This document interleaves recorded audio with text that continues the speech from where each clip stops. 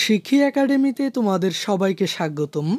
এই ভিডিওতে এখন আমরা সপ্তম শ্রেণীর বাংলা বইয়ের বুঝে পড়ি লিখতে শিখি অধ্যায়টি থেকে 113 পৃষ্ঠার এই কাজটির সমাধান দেখব। এখানে আমাদের কাজটি হচ্ছে বলিও লিখি। আমরাও ক্র্যাবনেবুলা গল্পটি নিজের ভাষায় বলো এবং নিজের ভাষায় লেখো। শিক্ষার্থীরা, আশা করি ইতোমধ্যেই তোমরা আমরা ও ক্র্যাবনেবুলা গল্পটি পড়ে নিয়েছো। আর যদি তোমরা এখন এই গল্পটি না পড়ে থাকো তাহলে প্রথমেই এই কল্পনা নির্ভর গল্পটি তোমরা পড়ে নিবে।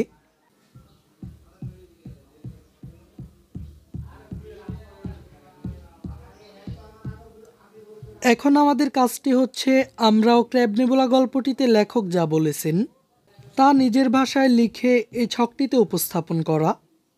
তো চলো আমরা এই কাজটির নমুনা সমাধানটি দেখে নিই।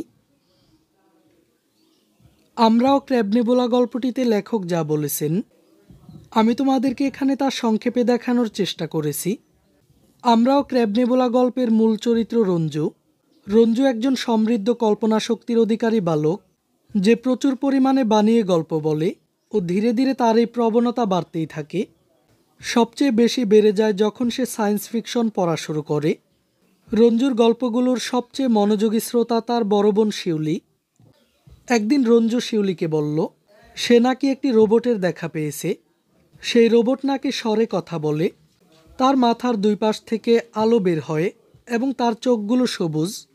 রোবটটি নাকি রঞ্জুর কাছে সাহায্যও চেয়েছে, তা হলো রঞ্জু যাতে রোবটের জন্য কিছু খাবারের ব্যবস্থা করে দেয়। রোবটটি রঞ্জুকে বলেছে তাদের যখন খিদে পায় তখন তাদের মোটা মোটা ডি সাইজের ব্যাটারি খেতে হয়। রঞ্জু তখন রোবটের কাছ থেকে টাকা নিয়ে তাকে 2 ডজন ব্যাটারি কিনে দিল এবং রোবট সেগুলো কসকস করে খেয়ে ফেলল।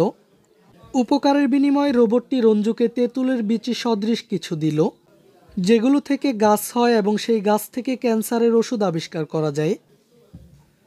শিউলি মনোযোগ দিয়ে শুনলেও এর কিছুই বিশ্বাস করেনি। একদিন রঞ্জু মায়ের বকা খেয়ে মন খারাপ করে ছাদে গিয়ে বসল। হঠাৎ দেখলো একটি ছোট মহাকাশযান এসে ছাদে নেমেছে। সেখান থেকে মানুষের মতো দেখতে একটি প্রাণী বের হয়ে আসলো। সে দিব্যি বাংলায় কথা বলতে পারে। তাদের মহাকাশযানের ফুয়েল ট্যাঙ্কে একটি লিকেজ দেখা দেওয়ায় সে রঞ্জুর কাছে সাহায্য চাইতে এসেছে। রঞ্জুর কাছে থাকা চুইনগাম দিয়ে সে তার মহাকাশযানের লিকেজ ঠিক করে দিল।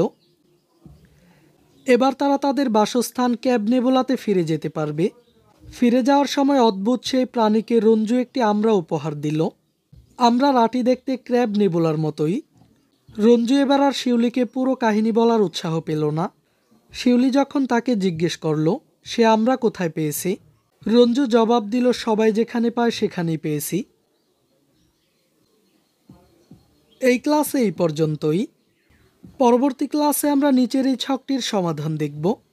শিক্ষার্থীরা, এই ক্লাসটি তোমাদের কাছে কেমন লেগেছে তা আমাকে কমেন্ট করে জানিয়ে দাও। আর পরবর্তী সকল ক্লাসগুলো নিয়মিত পাওয়ার জন্য চ্যানেলটিকে এখনই সাবস্ক্রাইব করে রাখো।